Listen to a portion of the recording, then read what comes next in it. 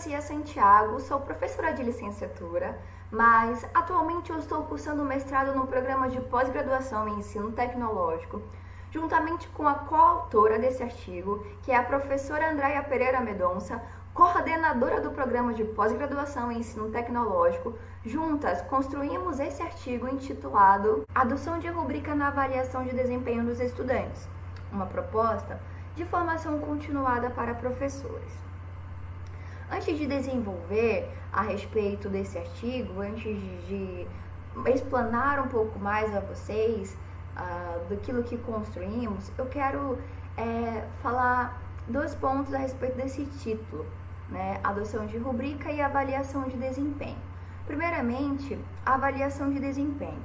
A avaliação de desempenho, segundo o Russell, ele vai dizer que a avaliação de desempenho permite que os alunos demonstrem o que eles sabem e podem fazer em uma situação real. Ou seja, a avaliação de desempenho, ela vai possibilitar o desenvolvimento de determinadas habilidades, assim como aguçar a compreensão dos estudantes. Um outro ponto que eu queria falar para vocês é a respeito de rubrica. Conceituando de maneira bem rápida e clara, rubrica é um conjunto coeso de critérios que são estabelecidos sobre a tarefa a ser executada, segundo Brookhart. No nosso artigo, vocês podem estar dando uma verificada lá, tem umas definições mais claras e mais detalhadas a respeito, mas de maneira clara é isso que foi posto. E aí, com isso, o objetivo desse artigo é capacitar professores para a elaboração e adoção de rubricas na avaliação de desempenho dos seus estudantes. Um ponto importante que pode ser evidenciado é que a avaliação ela é uma componente-chave no exercício da docência, sendo parte integral das práticas do professor em sala de aula. Ou seja, ela é um instrumento necessário para evidenciar o resultado que está sendo obtido tanto no ensino quanto na aprendizagem. Ou seja, o professor, por meio dos seus planejamentos, das suas estratégias, ele pode verificar se o instrumento que ele está utilizando, o instrumento de avaliação que ele está utilizando, é realmente adequado ou não, e se aquilo que os alunos estão aprendendo realmente eles estão captando aquilo que está sendo ensinado, né? Então, são 2 pontos que precisam ser bastante observados no meio da avaliação. E aí, partindo deste ponto, este artigo, ele apresenta, né, essa proposta de formação continuada para a adoção de professores que atuam tanto no ensino fundamental quanto no ensino médio, utilizando esse instrumento de avaliação rubrica. E aí eu posso dizer para vocês que o planejamento dessa formação, ela está fundamentada metodologicamente no planejamento reverso. Isso quer dizer que reverso, porque nós escolhemos estruturar esse planejamento começando pelo objetivo de aprendizagem. Nós não começamos pelo conteúdo e nem pela atividade ou tarefa em si, mas pensamos qual é o objetivo que desejamos que o nosso aluno alcance. Por isso, esse planejamento reverso certamente fundamenta a metodologia desse trabalho. Aqui eu trouxe para vocês um exemplo de uma rubrica, aqui é apenas um recorte. Vocês podem dar uma olhada na íntegra, a rubrica por inteiro, no nosso artigo. Vocês podem estar indo lá, olhar a construção dessa rubrica, e aqui eu quero de maneira bem clara, bem simples e objetiva, trazer uma ideia. Já que o título fala de rubrica, por que não trazer essa ideia, essa conceituação, não ficar às cegas, mas ficar claro a respeito do que é, como é que é, visualizar um pouco. Então, aqui de maneira bem clara, aqui é uma rubrica para avaliar a compreensão oral. E aí, um dos critérios estabelecidos aqui é a organização. Os níveis de desempenhos é sofisticado, competente, iniciante, e as descrições, elas são postas em cada um desses níveis de desempenhos de acordo com o critério que foi estabelecido.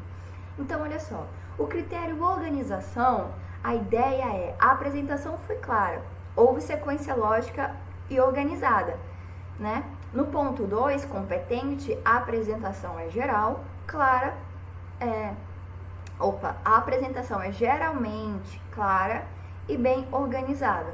E o terceiro, o ouvinte só consegue seguir e compreender a apresentação se houver esforço. Então, vemos 3 níveis de desempenho e podemos perceber de uma forma bem clara que está posto aqui, né, a diferença um do outro, ou seja, a apresentação é clara. O nível 2, a apresentação é geralmente clara.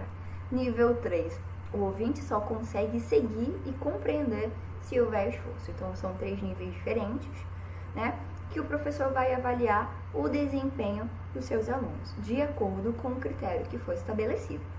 Lembrando a vocês, se quiserem ver essa rubrica toda estruturada com os demais critérios, né, e as descrições, vocês podem dar uma olhadinha no nosso artigo.